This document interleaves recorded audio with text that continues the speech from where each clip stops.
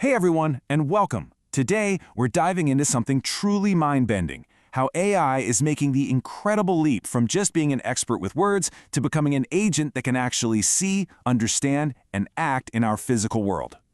So let's kick things off with a pretty fascinating question. We've all seen AI do incredible things, right? Write stories, generate code. But why can that same super smart AI write a beautiful poem about a cup, but it can't do something as simple as just pick one up? Well, the answer to that question is the key to understanding the next huge leap for AI. Okay, so to get to the bottom of that, we have to start with what we all know, right? The world of large language models, or LLMs. You see, the real problem with these text-only AIs boils down to something called the symbol grounding problem. An LLM knows the word cup because it's seen it in billions of sentences online. It knows all the words that go with cup, but it has absolutely no idea what a cup is in the real world. It doesn't know its shape, its weight, or that you can't just stick your fingers through it. It's just shuffling symbols around without any real-world connection. It doesn't get it. And that brings us to this really powerful way of thinking about it. LLMs are basically like a brain in a vat. They have this gigantic universe of information stored inside, but it's completely cut off from physical reality. This is exactly why they can hallucinate and just make stuff up that sounds plausible, because there's no reality check. It can't look out the window and see if what it's saying actually makes any sense.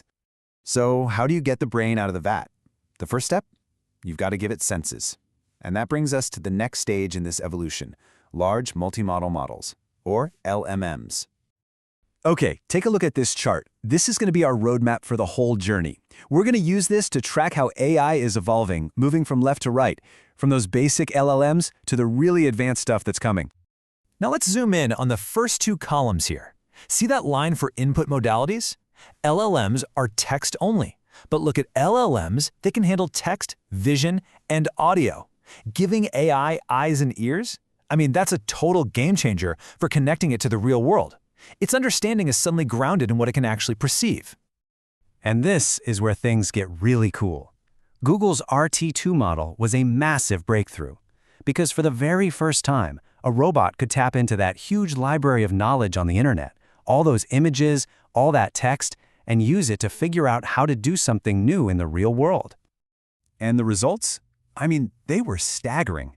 RT2 is nearly 3 times better at performing tasks it had never, ever been trained on before.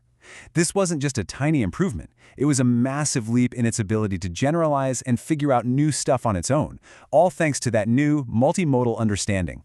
So, okay, we've given the AI senses, but that's not the whole story. To act intelligently, it needs a better way to think. And this brings us to a really fascinating idea, building an AI that thinks a little more like we do. You know, the psychologist Daniel Kahneman came up with this idea that we humans have 2 different ways of thinking. System 1 is our fast, intuitive gut reaction, that split-second decision when you slam on the brakes. And System 2, that's our slow, deliberate, logical thinking. That's your sit down and really think it through mode, like when you're working on a tough puzzle. The thing is, today's LLMs are almost pure System 1. They are phenomenal pattern matchers, giving you a quick, almost instinctive answer. But, and this is a big but, that's also why they can get things wrong or hallucinate.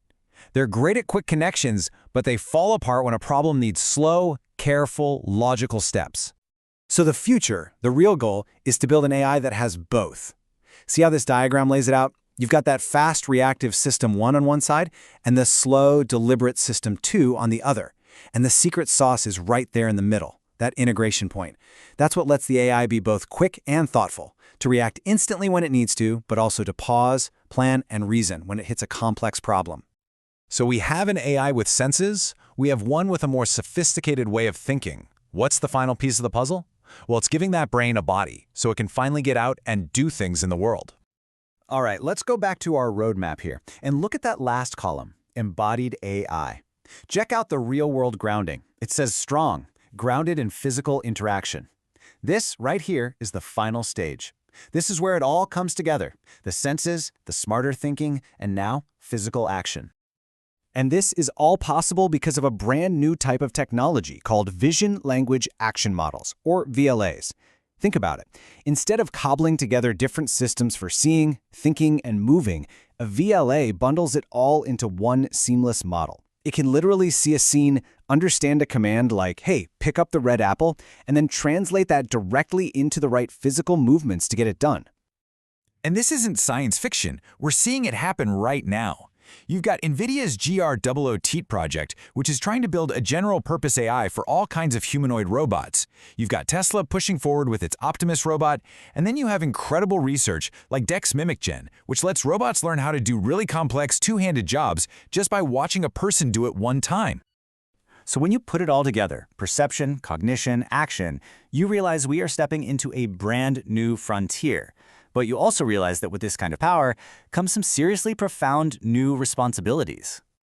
I mean, the ultimate dream here is for AIs to develop what are called emergent capabilities.